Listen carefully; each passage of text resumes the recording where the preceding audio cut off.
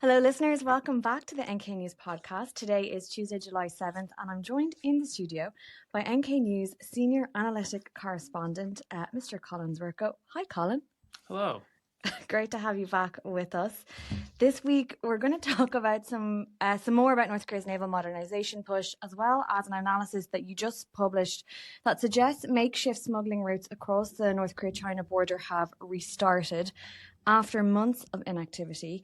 Later in the episode, I'll speak with Gabriela Bernal about South Korea's shift toward peaceful coexistence with North Korea and whether it's even realistic given Pyongyang's hardline stance against Seoul. But first, let's start with North Korea's newest destroyer test. The story broke over the weekend with state media reporting that Kim Jong Un oversaw a cruise missile test from a new 5,000-ton warship on Friday.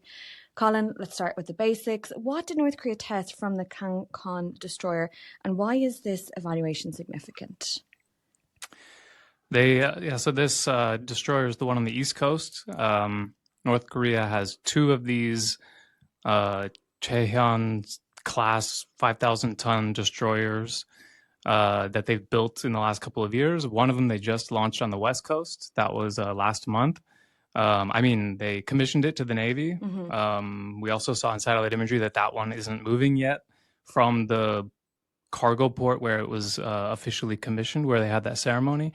But the one that they tested over the weekend is the one on the East Coast. And that one's named the Kang Kon, and it's very similar to the other one. I haven't done a full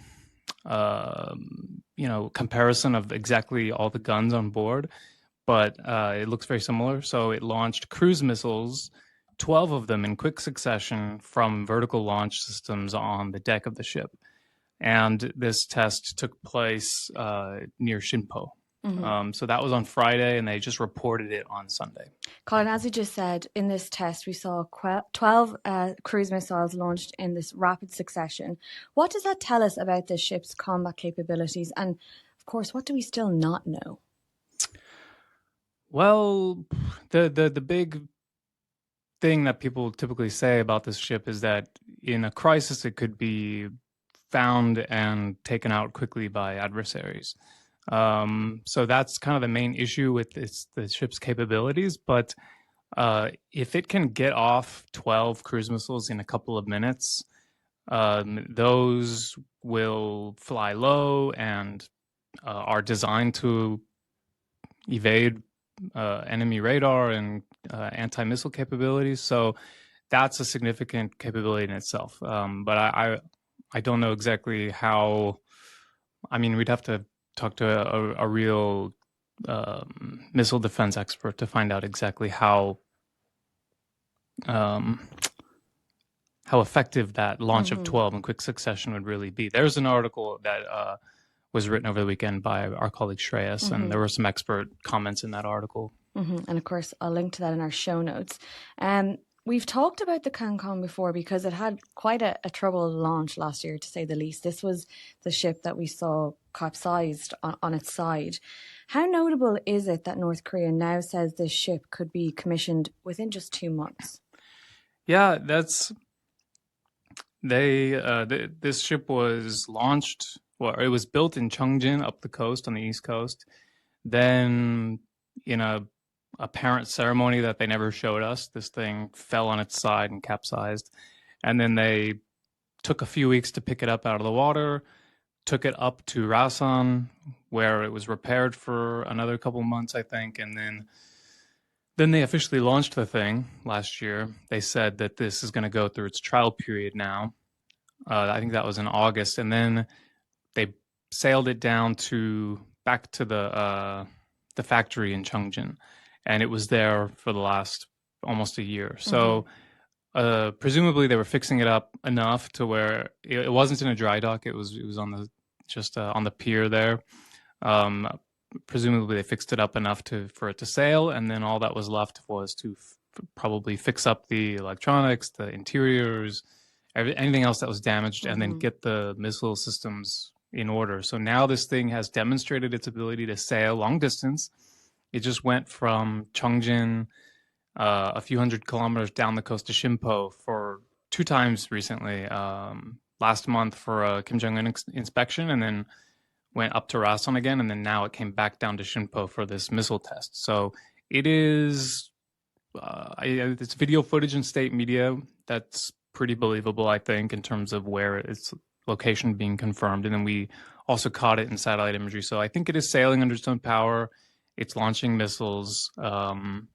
Really, this thing probably just has to go through its own checklist of tests. That's part of the Navy's criteria. So navigation test, command and control, getting the sailors all on the same page. Everyone's trained. So it's just a matter of time. And they might be a little bit late, but with the other ship on the West Coast, they were like a month late to that or so, or a couple weeks late. And I think it's just, Kim is probably satisfied with the time frame on that, given everything that's happened to it. Well, let's talk a little bit more about that other ship on the West Coast, the Choe Hyon. On June 23rd, North Korea commissioned the ship, its first 5,000-ton destroyer. So I want to talk about how these two ships kind of fit together. The Choe Hyon was initially expected to join the East Sea Fleet, which we talked about actually the last time that you were on the podcast. But it has now been assigned to the West Sea Fleet. Why does that change matter? I don't remember what we said last time, but this was a kind of a strange one to begin with. They were building it on the West Coast, and at that launch ceremony last year, they said it will be commissioned to the East Sea Fleet, which we had to take that at their word. It was very clear in the state media text. There was no misunderstanding there, and I saw some people interpret the later announcement of the East Coast ship to mean that the West Coast one would stay on the West Coast. It ended up being true, but I don't know how we could have interpreted it any different. So that East Coast ship was already well under development by the time that they said the West Coast ship would go to the East Coast. So it's hard to understand why they said that in the first place, but it's obviously a logical position for it to be in. Launched on the West Coast, stays on the West Coast. So they'll have one of each of these ships on either coast. And then even though they said that they're building a third one in Nampo on the West Coast of this class of destroyer, Kim at the ceremony last month was talking more about a 10,000-ton, much larger warships that he wants to build now, one or two every year or something like that. I forgot if he said one or two per year, but it leaves the question of whether or not they're still building these more destroyers or if they're moving on to the much larger ships. Something bigger and better. And as you said, Colin, Kim Jong Un just says North Korea can now build larger surface and underwater combat systems, including, as you just mentioned, these 10,000-ton strategic vessels. How realistic are those ambitions? Well, I mean, they had a really poor shipbuilding industry for a long time. It took them over 10 years to build 4 corvettes, much smaller ships that are like 77 meters long, and these are 140 meters long. Really just to give a sense of the size and how much work it takes. So these are much more modern. They're showing an ability there to build these large ships. I don't think it's anywhere near the capacity of China or South Korea yet, but they're trying. I think we'll probably see progress on this larger ship in the next year, whether or not I think he's ordering it to be done next year, so they're going to have to go fast. He has set the standard, so I guess we'll find out. They're not always successful with following through on his orders, as we've seen with the satellite launch program. So good chance, but we'll see. Kim also admitted concern about the lack of naval bases big enough to support these larger ships. I thought that was something really interesting, and I know it was something you also thought was interesting. Is infrastructure now maybe one of the biggest weaknesses in North Korea's naval modernization push? Perhaps. I think it's something they need regardless. I don't know if we can really judge how... Okay, well, yes, they have aging naval bases, of course. And we have to see what kind of new naval bases they will even build. They only have one partway through construction on the East Coast, and it's very large, but I can't judge what kind of facility. There's only a couple buildings there that are even partway built. So I think the thing that matters most is the weaponry on board, having a nuclear powered submarine that they say that they're building, something like that, which is harder to detect by enemies. That matters more than wherever they're docking, probably. They have places where they can put these ships. There's just not sufficient in Kim's eyes to for the crews and the maintenance needed and loading missiles on board in a regular, quick fashion, stuff like that. Going back to the Kang Kon for a quick second, just because I'm curious, when it came to that capsizing that happened, was that likely an infrastructure issue at the docking facility or something to do with the ship itself? Do we know? Can you tell from that one was on the East Coast at Chongjin Shipyard, and that one was side launched. And I think that the way they described it in state media was, or I think the way that you can infer what happened based on the position it was in, and it's supposed to slide down a bunch of, I don't know what they're called, but like cylindrical. Well, I don't know. I don't know how to describe it, but it's supposed to slide down some rails along its length, basically sideways off the pier, and something got caught, and so it, instead of going down like that, it like tumbled over the opposite, like a high side kind of situation. So I think it had something to do with the shipyard and what they set up for that side launch. So even if they are building these ships on time, it sounds like they're still having issues with infrastructure capabilities. Yeah, and I think that so in satellite imagery, we can see that they've started to build some new, very large something at the Chongjin shipyard. So after Kim Jong Un purged the manager and some employees there and said that they committed this criminal act with the failure of that launch last year, they finally started to build something new there, making it sound like, okay, he still has confidence in this factory. But they started that a couple months ago and then kind of stalled now, and it's unclear what kind of facility it'll be. It could be like an enclosed dry dock with some hydraulic systems or some evidence of that kind of in the satellite imagery, but they've stalled on that. So definitely they don't have like modern shipbuilding facilities at Chongjin, but the one at Nampo has been more successful, and they're also going to start building more at that Nampo shipyard, and those are the two that have built the ships so far. Well, we've been talking about what North Korea wants to show the world as new destroyers, missile tests, its naval modernization. Now I want to pivot to some of your most recent reporting, which looks at something Pyongyang is not advertising, and that's the apparent restart of smuggling routes along the North Korea-China border. Colin, tell us, what did you see in satellite imagery that suggests these North Korea-China smuggling routes have restarted? Yes, so this was a story that was, I think, broken by Asia Press last fall, and they had a bunch of on-the-ground photos and testimony talking about how the influx of Chinese private cars that we were seeing on the streets of Pyongyang were coming across the border on dirt roads that were just, they packed dirt into the river in shallow areas and then drive trucks across with cars, other machinery. Who knows what they're trading other than private vehicles, but there were photos of big lots of private vehicles being smuggled over the border, not at official crossing points, no customs, none of that, on the North Korea side, and then they would be shipped inland. And then using satellite imagery, we found more of exactly how widespread this was. There were like 30 places where they had a lot set up, where they had cars gathering and other cargo, and then little makeshift dirt bridges across the river. And so I was trying to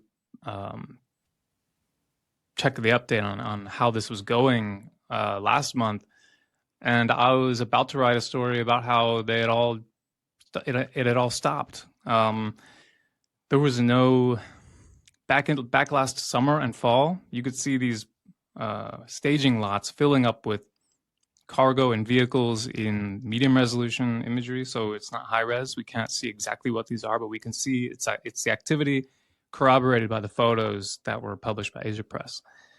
And they were busy every day changing appearance. And then starting once all the snow melted, starting like last December, and then once all the snow melted in March, April, May, no activity in any of these places.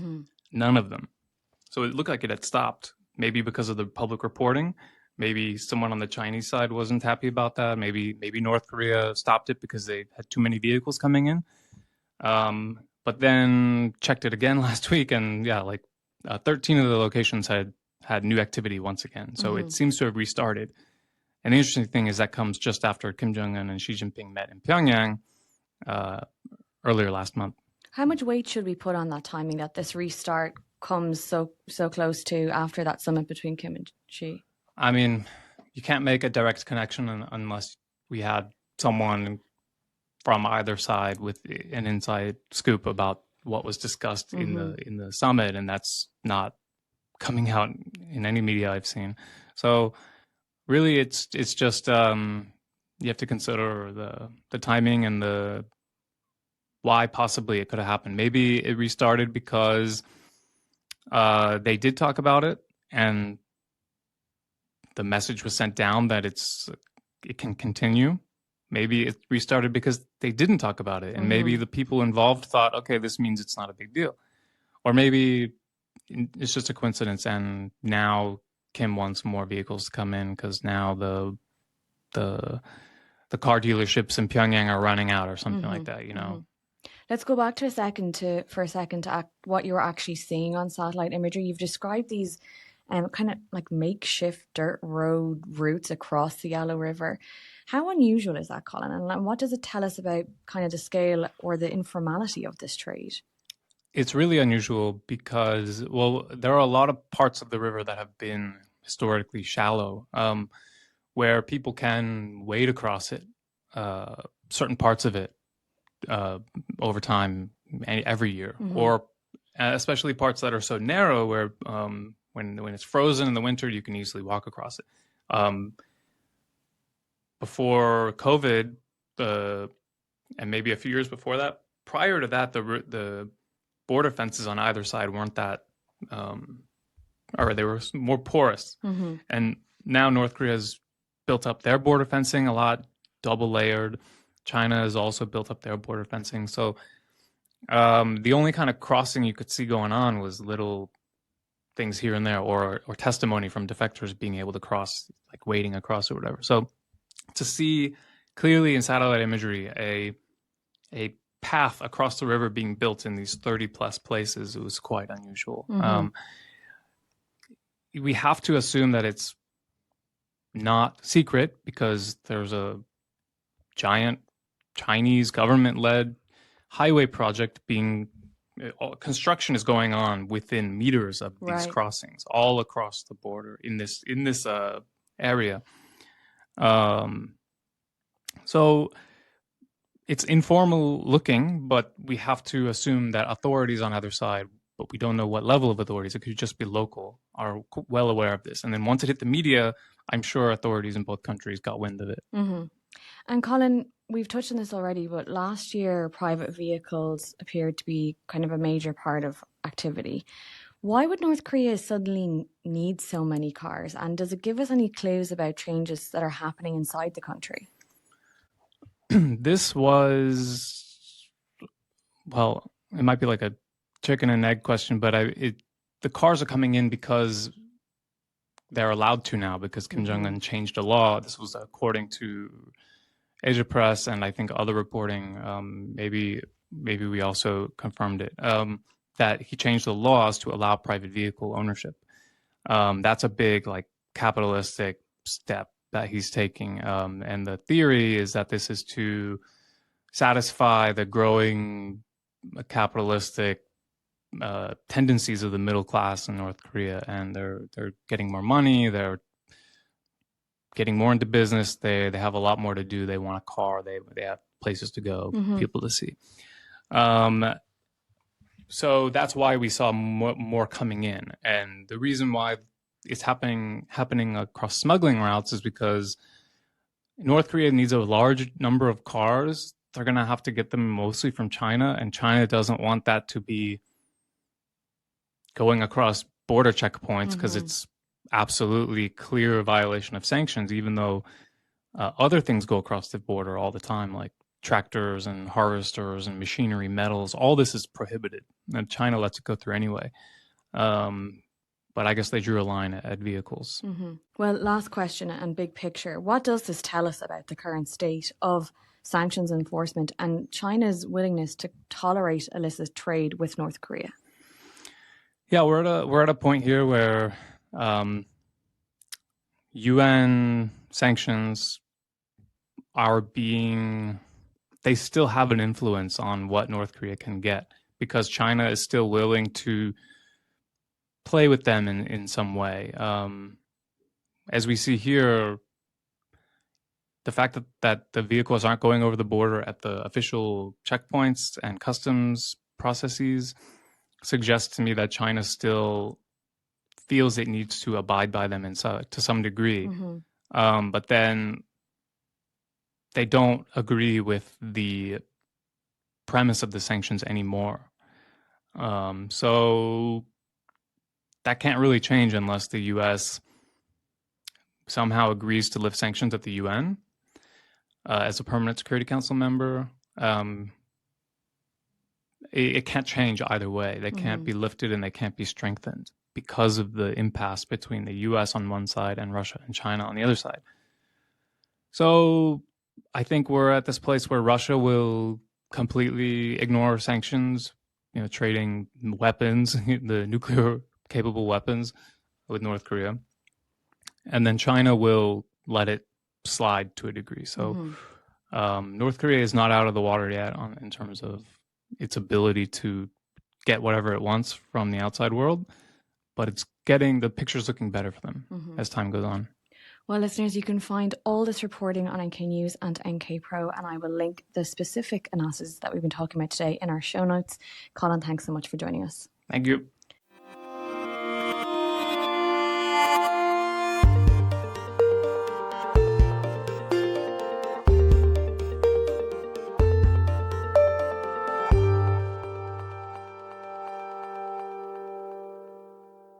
So President Lee Jae-myung has said his government will not pursue unification by absorption and wants to reduce tensions with Pyongyang. But North Korea continues to reject dialogue and now defines the South as a hostile state. To discuss whether peaceful coexistence is a realistic goal and what Seoul might learn from the Balkans, I'm joined today in the studio on Wednesday, July 8th by Gabriela Bernal. Gabriela is an analyst for NK Pro, a non-resident fellow at the European Centre for North Korean Studies and a freelance writer on Korean affairs. She holds a PhD from the University of North Korean Studies. Gabriela, welcome back to the podcast. Thank you for having me. So, Gabriela, today we're going to be talking about analysis that you recently published on NK Pro, and it was titled "What Seoul Can Learn from the Balkans About Coexistence with North Korea." It comes at a really interesting moment because the Yi administration is trying to lower tensions with North Korea, while also moving away from some of the traditional language around unification. South Korea's Unification Ministry recently published a white paper that signalled a shift in how South Korea approaches its relationship with North Korea, reorientating policy away from unification and toward peaceful coexistence. It may sound like a subtle wording change, but your analysis argues it raises a much bigger question about what Seoul can realistically achieve when Pyongyang rejects dialogue and sees the South as a hostile state. So, to start, is this a real policy change or just maybe a softer way of talking about the same old problem? Well, I think the same old problem is still the same old problem, but I would say it is a significant policy change from Seoul's part because although legally, of course, Seoul, and according to their constitution, unification remains the main goal of South Korea, by the Lee government reframing the issue as one not abandoning unification completely, but at least recognizing without saying it out loud, recognizing that, okay, unification is probably not very realistic in the near term or even in the medium term. So we're going to have to do something different, especially after Kim Jong Un declared that he was abandoning the goal of unification in December 2023. I think that really pushed Seoul to change its position at least somewhat. And so I think this is a result, among other factors, a result of that, of realizing that, okay, the strategic landscape on the Korean Peninsula has changed a lot in just a few years. North Korea today is not the same North Korea that it was back in 2018 when President Moon Jae-in was, doing all the summitry with Kim Jong Un, all the diplomacy, when inter-Korean relations were at such a high. That, even though the Lee government wanted to kind of go in that direction, I think they recognize that that's realistically going to be very difficult, especially after what Kim Jong Un said in 2023. So I think this is their way of not giving up on engagement, not giving up on unification completely, but at least saying, okay, we're not going to pursue such a big, idealistic, lofty goal as our main policy priority, since we know that that's probably not going to happen. We'll focus on coexistence, the issue of coexistence, which is something that I guess has already been going on for decades, because the two Koreas have been coexisting. But yeah, I think that it's a recognition. It reflects Seoul's recognition that, yeah, things have changed in 2026 compared to when inter-Korean relations were much better. And Gabriela, you've just touched on coexistence, but you argue that even peaceful coexistence, it might be too ambitious right now. Why is that? Especially when perhaps to, most people, it might sound like a pretty modest goal. Right. Well, I think if you look at a lot of the literature, academic literature on peace studies and what is peace? I mean, you can define it in different ways. And peaceful coexistence, there's no one set definition for how you would define it. But I think we can define current inter-Korean relations as a state of coexistence. But can we really call it peaceful coexistence? Just because there's no war, it's difficult to say that is peace. It's a negative peace, the absence of conflict, yes. But to call it peaceful coexistence is still a stretch. And so, yes, it makes sense to make that a goal because we've not yet achieved that. So it makes sense that the government would say, okay, we are going for peaceful coexistence because that would be, in the eyes of Seoul, and it makes sense, a stepping stone toward potential unification or just, much better inter-Korean relations in the long run. But, yeah, we're still a long way from that. Well, one of the most useful concepts in your report, and something that was really interesting for me to read, was about functional coexistence, or FC. And this is the idea that two sides don't necessarily have to solve an entire conflict before they can start managing it. For our listeners who maybe haven't had a chance to read your analysis yet, what does functional coexistence mean in plain English?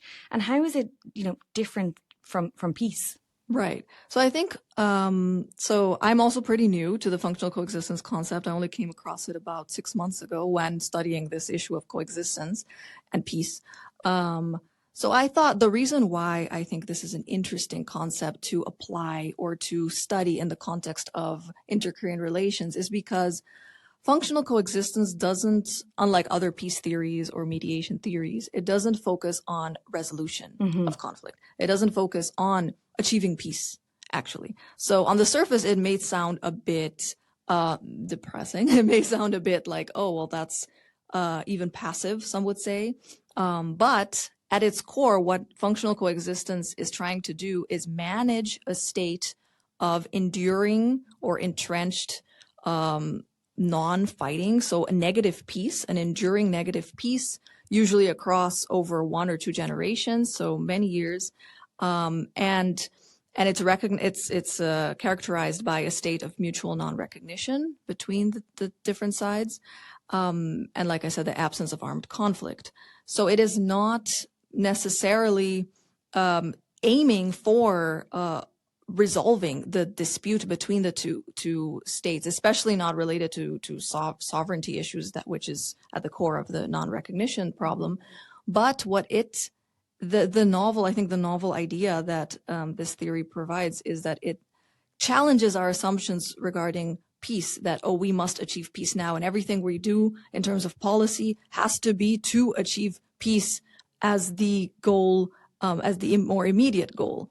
Now, while functional coexistence doesn't argue against peace, of course it does not, it cautions. It calls for caution in too rapidly moving toward a peace settlement, because especially when it comes to entrenched entrenched conflicts like the inter-Korean situation, negative peace that has gone on for decades and decades, it's very difficult and some would say even dangerous to immediately go from such a long generational state of mutual animosity to suddenly declaring peace overnight. That makes it realistically difficult for it to be sustainable. Now, in the studies that I've done with other case studies, not just the Balkans, which I'll just briefly mention, that when we look at other countries, other cases where there has been a state of functional coexistence between the two countries for a long period of time, and then suddenly they either normalize relations or they sign some peace treaty, usually it doesn't last. Usually things go back.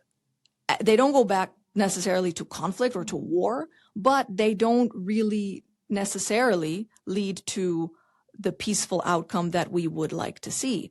You see, so one example is Cuba, United States, when they normalized relations under Obama. It was an executive order. It was something that the president decided.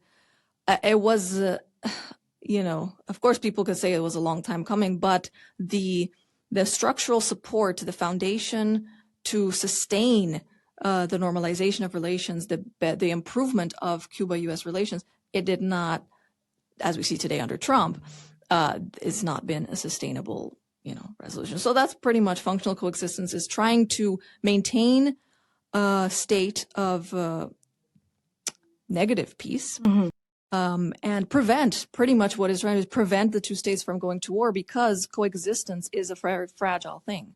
That's also one very important point. It's not something that automatically from coexistence you go to peace. Often from coexistence you can go back to war. So it's more of a cautionary theory, which I think is important for the Korean context. Well, let's delve into the Balkans a little bit more, because your analysis turns to a case that may not immediately come to mind for the Koreas, and this is, of course, the case of Serbia and Kosovo. They still have a deep unresolved dispute over recognition, but they've also managed to negotiate practical issues under international mediation. Gabriela, Serbia and Kosovo are not the first cases I think most people would think of when talking about the Korean Peninsula, but what made that comparison useful in your mind? Yeah, so when I was looking at the conditions that need to be satisfied for a relationship to be called one under functional coexistence, it needs to have the element of mutual non-recognition and the element of an entrenched negative peace. And I think Kosovo, Serbia has both of those things. Now, of course, the context is different. There's no nuclear dimension, et cetera, et cetera. There's a lot of differences. But if we focus on what are the similarities, I think there are quite some interesting points that we can take. So for Kosovo, Serbia, I think the most important point related to this case compared to the other case studies that I used is the fact that this relationship still remains in the zone of functional coexistence, because it still remains in the denial/non-recognition zone of this table of functional coexistence. While other case studies that I looked at were under functional coexistence in the past, but have since moved on to higher levels or more stable levels of coexistence, such as official recognition, or such as Cuba and the United States. But in Kosovo, Serbia, that's not been the case. So Serbia still does not recognize the legitimacy of Kosovo. It refuses to, and there's a lot of interesting similarities in terms of the diplomatic processes that have gone on the in terms of inter-Korean relations and also Kosovo-Serbia relations. So, for example, the EU facilitated dialogue that has aimed at normalizing relationships the relationship between Kosovo and Serbia since 2011, that in many ways has provided us with a lot of lessons on how do two countries that fought a war and still have major sovereignty disputes, with one completely denying the other's existence as a sovereign state. How do these two countries that also border countries that were once one country, how do they manage this state of coexistence? I think it's interesting to study that and to compare to the Korean. Mm-hmm. And one of your key points in that Serbia and Kosovo comparison was that they still didn't resolve the big political dispute, but they do talk about practical issues. Mm-hmm. Is that the kind of model that Seoul should be thinking about with Pyongyang? And what are some of the practical issues that North and South could bring to the table? Right. So I think in the past, I think Seoul has attempted on many occasions to have dialogue on issues of mutual interest with North Korea, and such as the environment, climate issues, natural disasters, dam management, fisheries, things like that are not as glamorous or they don't make the headlines, but still very important in terms of keeping those communication channels open. So with Serbia and Kosovo, we can see that they've signed agreements on many different areas, such as policing, the judicial sector, elections, things like that, which again may not sound like really big issues, but they form a foundation for diplomacy, for the improvement of relations, and for at least the continuation of engagement, which again puts a higher cost on potentially restarting a conflict. So that's kind of what we're trying to achieve here, is to not go back to a state of war. And with Kosovo and Serbia, that is a much the period of their functional coexistence is much shorter than the two Koreas, because the war between Serbia and Kosovo was in the 90s, while the Korean War was back in 1950. So it's much younger, yet the efforts that have been made, thanks in part to the EU, NATO, and the willingness of both parties to sit down and talk about these specific issues, has at least prevented conflict. There are still clashes all the time between police and especially in northern Kosovo, there's a strong military presence. There are still barricades, people that do not go over to the other side and who even refuse to acknowledge the other side completely. So on the ground, you could say there is still a very strong sentiment of division, just like on the Korean Peninsula.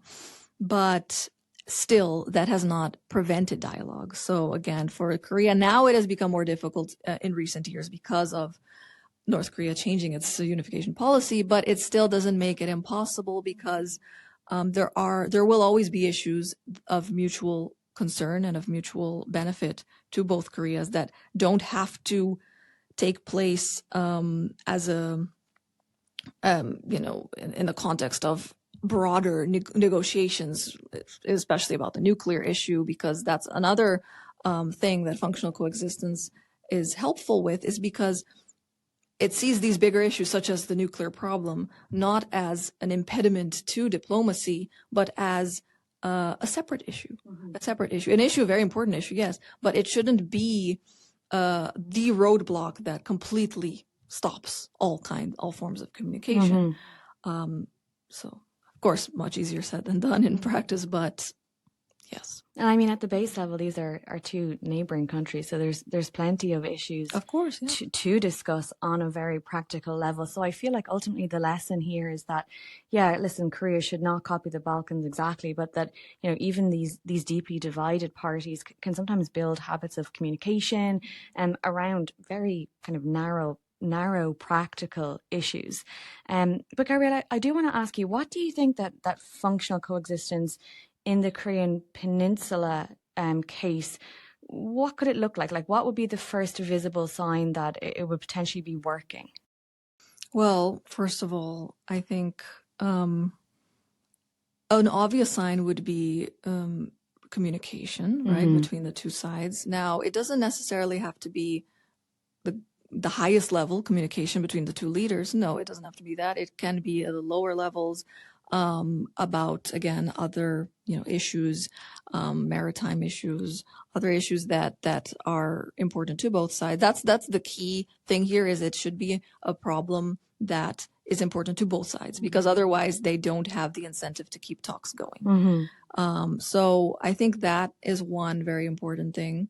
And just a overall reduction in the military tensions, reduction in hostilities from both sides. The DMZ is a very good place to look to see how the situation is in terms of military tensions between the two sides. What is the North doing? What is the South doing? Is there relative stability or calm, or are there weekly or regular tensions, flare-ups, things like that? I think that's very important to look at. But overall, right now, it's, of course, we're in a very difficult position because there is practically no communication. But I think that there is still a role to be played, both by Seoul and also by third actors such as the United States, such as potentially China, because if we look at the Kosovo case, the two countries, it's very unlikely, almost impossible that the two countries would have sat down in the same room and decided to speak about normalization if it wasn't for the other mediators, such as especially the EU. These two parties would not have sat down together, right? So I think with the two Koreas, it's a similar issue. There needs to be a third party that is seen as neutral as possible by both sides. And I think one thing that I mentioned in the article was about potential role, an expanded role for the UN command or the Neutral Nations Supervisory Commission, especially Switzerland, which is going to be reopening its cooperation office in North Korea later this year. I think because North Korea has long condemned the UN command for being like a U.S. Controlled mechanism, and so they've not been wanting to really engage with it. But we did see that, I think it was last year, that Kim Jong Un did notify the UN command about, I forgot what it was about, but he notified them about some. I believe it was building fortifications. Yes, right. Yes, so that was quite interesting, right? Because before, I mean, they wouldn't have done that. So I think that shows that, okay, of course, the rhetoric coming from North Korea will always be, very, aggressive and bombastic. But in practice, they have a vested interest in preventing tensions from getting out of control. So I think the UN command, there is something there, definitely. There are other members also, we forget, of the UN command, such as Thailand, who has long had pretty stable relations with North Korea. So those members, leveraging their role a bit more in the UN command, I think that could be something to be explored.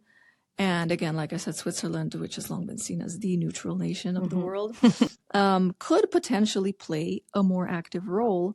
And again, finding the challenges to starting small, finding those areas of mutual interest where they can cooperate, and not starting off with, okay, what are you going to do about your nuclear weapons? Right. Because if we go in with that kind of in that kind of framework, as we've done in the past, well, North Korea has already made it pretty clear that that's not going to work. Right. So, of course, the main goal is a nuclear-free peninsula. Of course, the main goal is peace. That is the main goal. But to get there, I think we need to put less ambitious goals, at least for the short and medium term, to set a more durable foundation, a sustainable foundation, so that in the future, when the opportunities for peace do come, and I believe they do come because these things come in cycles. We've seen on the Caribbean cycles of talks and then of animosity and talks. So when the next cycle does come, that we're better prepared and that we have a stronger chance of making change, maybe not solving the whole thing, no, but at least of making progress that is more difficult to reverse, at least. I think that should be the goal. I do want to delve more into the role of mediators in this idea of functional coexistence, but I do want to go back for a second to communication between North and South, because, you know, you've made the point that it has to be on practical issues that affect both sides to allow for conversations to continue. And I mean, that makes total sense. But in my mind, you know, it seems like the obvious roadblock in this is, of course, North Korea's unwillingness to communicate at all with South Korea at this point. Pyongyang has repeatedly shown it won't join talks simply for the sake of dialogue. What do you think North Korea would need to get out of limited technical talks for them to be worth its time?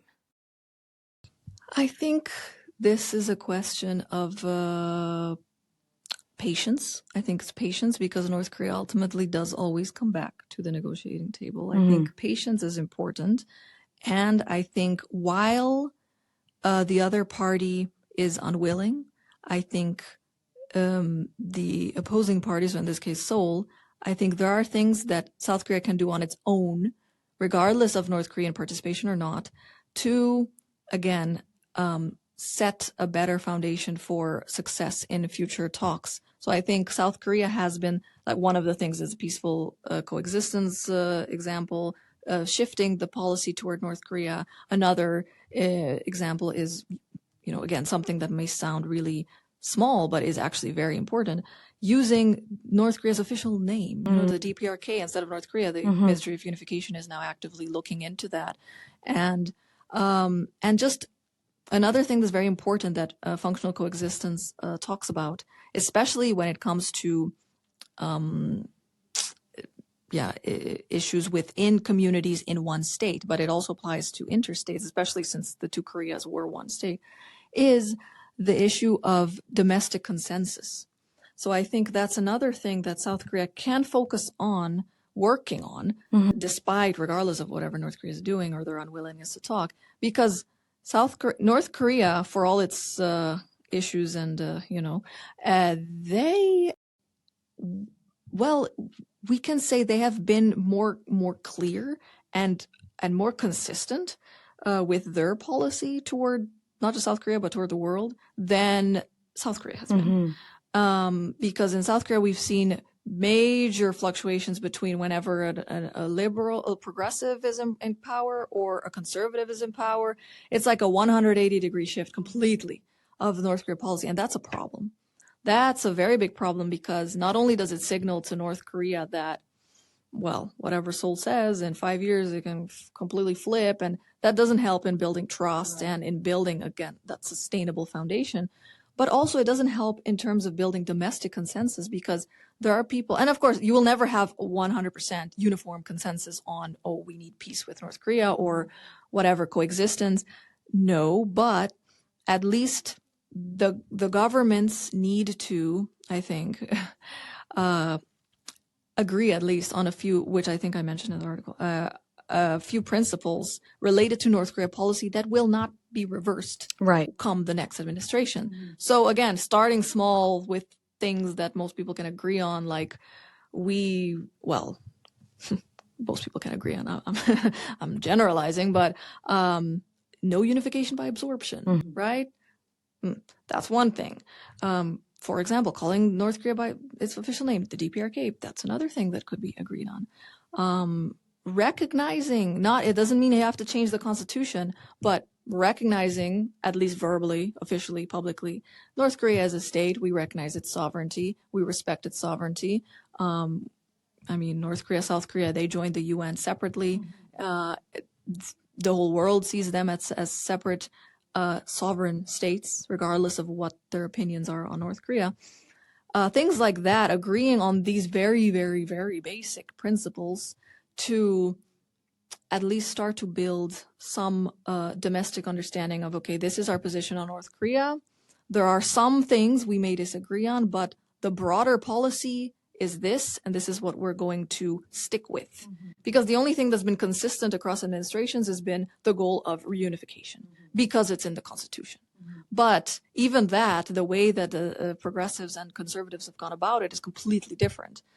sometimes very contradictory. So I think even if North Korea is refusing to talk, things like this, there are a lot of things that South Korea can do on its own to build a better, a more fertile ground for peace, if that's what it wants. If it wants peaceful coexistence, I think it's not only about the other side, it's also about making the preparations here, right here at home.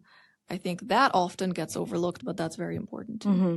But going back to the role of mediators, because a really important point in your analysis is that this coexistence, it doesn't depend only on one Korea or both Koreas. As you mentioned, in the Kosovo-Serbia case, outside institutions helped keep channels open and manage crises. On the Korean Peninsula, the existing architecture is obviously very different, but there are still some mechanisms that often get overlooked. Are institutions like the UNC, the Neutral Nations Supervisory Commission, and the Military Armistice Commission, are they underused tools for managing tensions between the two Koreas? I think yes. It's not in every. Of course, not. It depends on the context, but not in every situation would they be able to step in and play a mediating role. But I do think, like I said before, there is room for expansion as to what they could do, especially like the UN command. I think there is more room for a more proactive role by them. And I think, again, depending on who is leading the efforts and with what message these efforts are being pursued, I think it could potentially be a tool to not only decrease tensions, because that's right now the goal is maintaining as low military tensions as possible, decreasing tensions with North Korea, monitoring the DMZ, the border.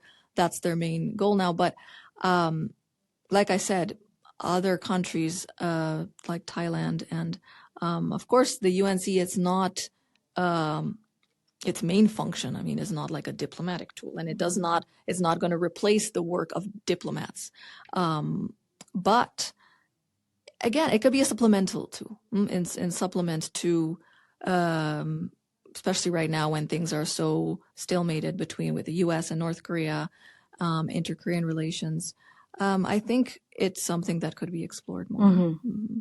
But still, like I said, ultimately, for those bigger, more ambitious goals, the role of the United States and North Korea, U.S. Diplomacy is completely vital. Like nothing can replace that. Mm-hmm. Definitely. Mm-hmm.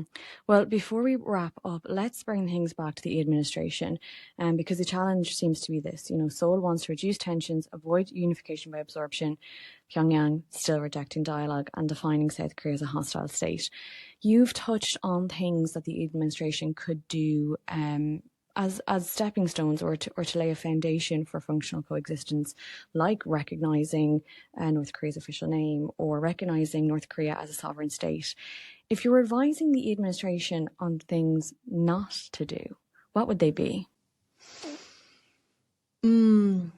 Not present a disunited front. I think that's very important, especially in the first 6 months or so, and even still now a bit, but especially in the beginning of the Lee administration, the Ministry of Foreign Affairs and the Ministry of Unification consistently were making very sometimes contradictory remarks, contradicting the other.